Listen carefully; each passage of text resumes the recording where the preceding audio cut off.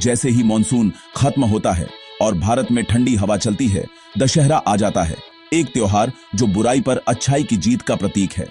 रावण के पुतले का दहन नवरात्रि के अंत का प्रतीक है।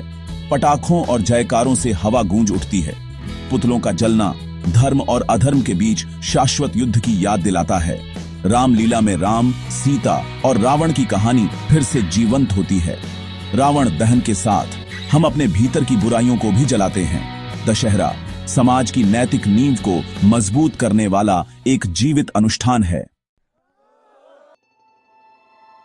दशहरा को समझने के लिए हमें पहले रावण को समझना होगा।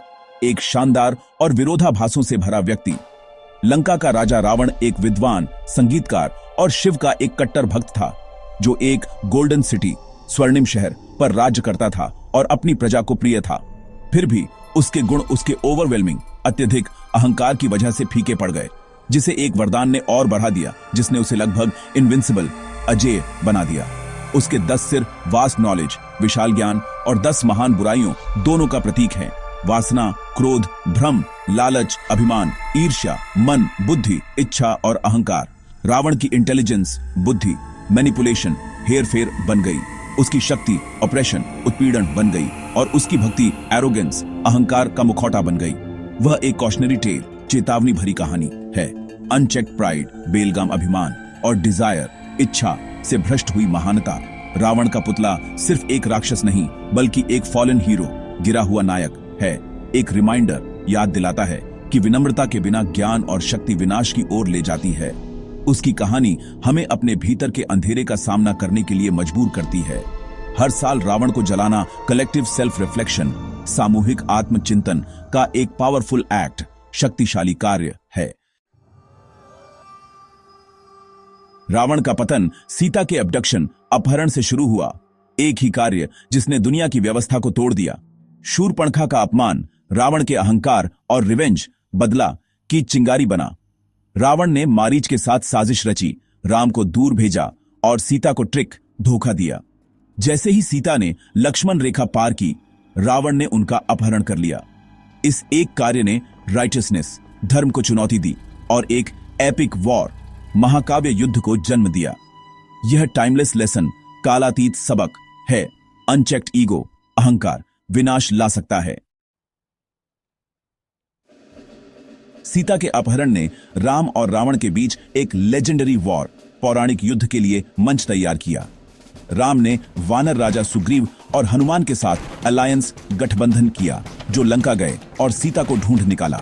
सीता ने जोर देकर कहा कि राम को उनका सम्मान वापस पाने के लिए रावण को हराना होगा, जिससे आइडियोलॉजीज, विचारधाराओं की लड़ाई के लिए मंच तैयार हो गया। राम की सेना ने लंका तक राम सेतु पुल बनाया और एक ब्रूटल वॉर, क्रूर युद्ध छिड़ गया। हीरोज फेल, नायक गिरे, सैक्रिफाइसेस वर मेड, बलिदान दिए गए। रावण के बेटे इंद्रजीत और भाई कुंभकर्ण ने बहादुरी से लड़ाई लड़ी, लेकिन एक एक करके रावण के चैंपियंस, योद्धा गिर गए। अंतिम ड्यूल, द्वंद्व युद्ध में राम को रावण का सीक्रेट, रहस्य पता चला। उसकी नाभि में छिपी इमॉर्टैलिटी, अमरता, विभीषण की सलाह के कारण। राम ने ब्रह्मास्त्र का आह्वान किया, रावण की नाभि पर वार किया और उसके शासन का अंत कर दिया। रावण का पतन धर्म की जीत का प्रतीक था, जिसे विजयदशमी, दशहरा के रूप में मनाया गया।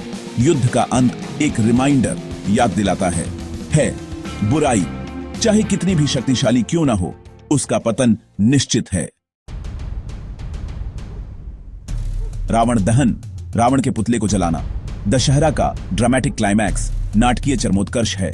समुदाय रावण, कुंभकर्ण और इंद्रजीत के टावरिंग एफिजीज, ऊंचे पुतले बनाते हैं, उन्हें पटाखों से भर देते हैं। जैसे जैसे शाम ढलती है, भीड़ इकट्ठा होती है। राम का अभिनय करने वाला एक्टर, कलाकार एक जलता हुआ तीर चलाता है, जिससे पुतले जल उठते हैं। भीड़ की जयकारों के बीच एक्सप्लोजन्स, विस्फोट और फ्लेम्स, लपटें राक्षसों को भस्म कर देती हैं।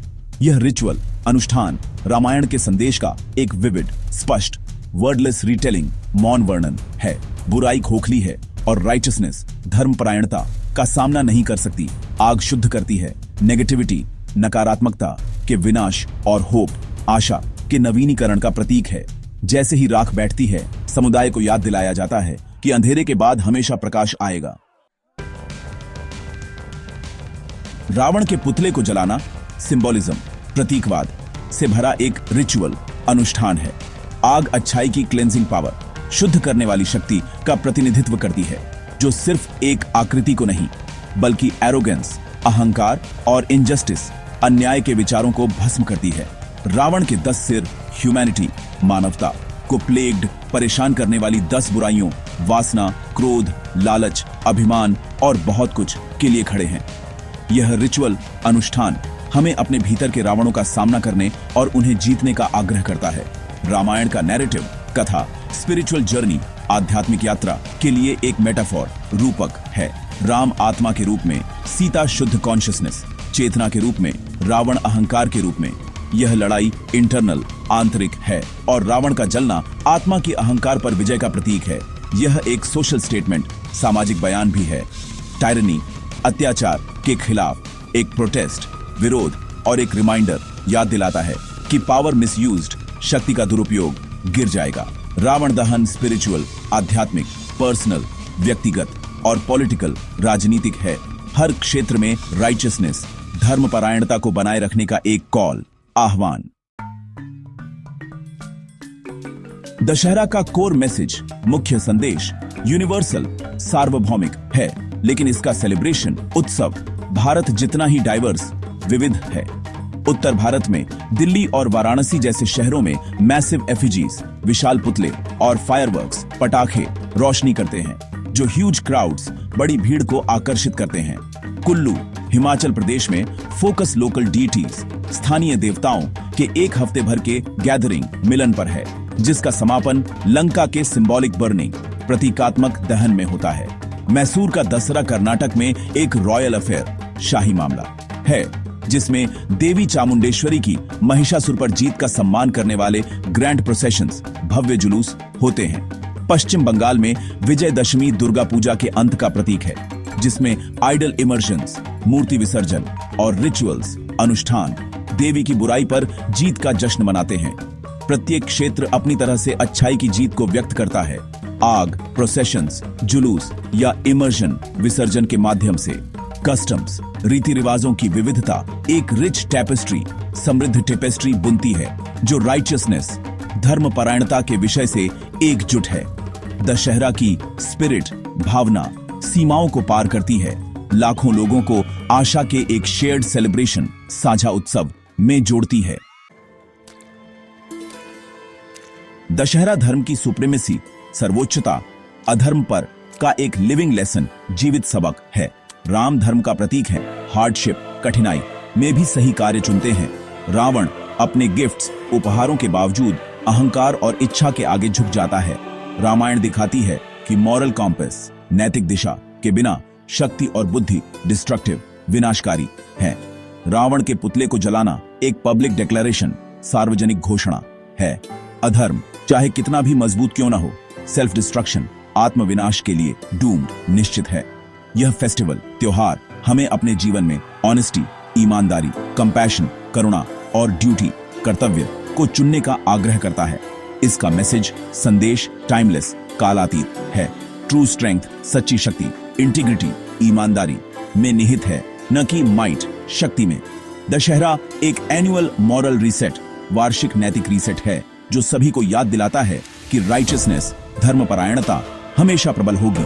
रावण के गिरने पर चीयर्स, जयकारे सिद्धांत की जीत के लिए है। हर दिन धर्म द्वारा जीने का एक कॉल, आह्वान। दशहरा सिर्फ एक स्पिरिचुअल लेसन, आध्यात्मिक सबक नहीं है। यह यूनिटी, एकता और हार्मनी, सद्भाव के लिए एक शक्ति है। यह फेस्टिवल, त्योहार सभी पृष्ठभूमि के लोगों को एक साथ लाता है, एक शेयर्ड सेलिब्रेशन, साझा उत्सव में मतभेदों को मिटाता है। कम्युनिटी प्रिपरेशंस, सामुदायिक तैयारी, पुतले बनाना, रामलीला का मंचन करना, मेले आयोजित करना, कोऑपरेशन, सहयोग और प्राइड, गर्व को बढ़ावा देते हैं। बच्चे भाग लेकर अपनी कल्चर, संस्कृति सीखते हैं, यह सुनिश्चित करते हुए कि ट्रेडिशंस, परंपराएं बनी रहें। दशहरा का गुड ओवर इविल, बुराई पर अच्छाई का यूनिवर्सल मैसेज, सार्वभौमिक संदेश धर्मों में गूंजता है, सभी को शामिल होने के लिए आमंत्रित करता है। जैसे ही पुतला जलता है, नेगेटिविटी, नकारात्मकता को प्रतीकात्मक रूप से दूर कर दिया जाता है। होप, आशा और रिन्यूअल नवीनीकरण के लिए जगह बनाता है। दशहरा एक प्रॉमिस वादे के साथ समाप्त होता है। अंधेरे के बाद प्रकाश हमेशा विजयी होगा, समाज को साल दर साल एक साथ बांधे रखेगा।